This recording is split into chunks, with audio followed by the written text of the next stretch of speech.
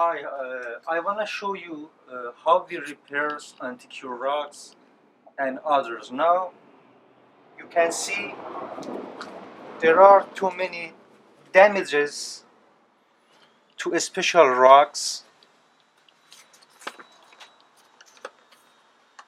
Now I briefly maintain three of them.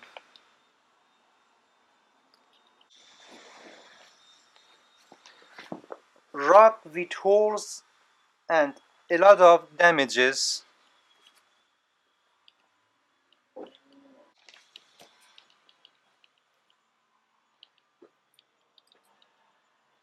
The best way, shorten the size and repair it.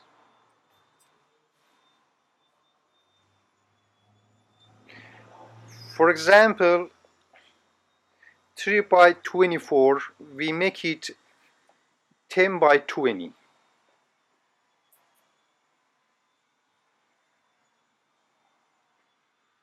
Now you can see the rugs. It's 13 by 24. We wanna make it 10 by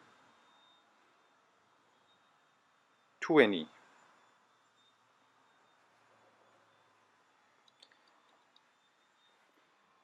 But it is the same rug with the same design.